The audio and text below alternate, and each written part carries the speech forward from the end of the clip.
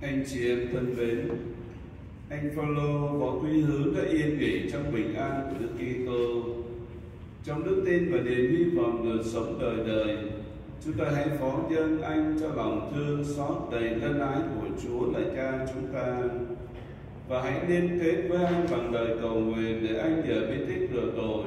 đã trở nên nghĩa tử của Chúa,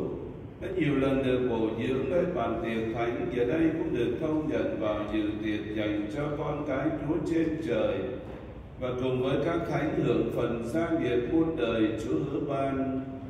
Chúng ta cũng cầu nguyện cho chính chúng ta giờ đây đang than van khóc lóc, một ngày kia có thể được cùng anh đón gặp Chúa Kitô,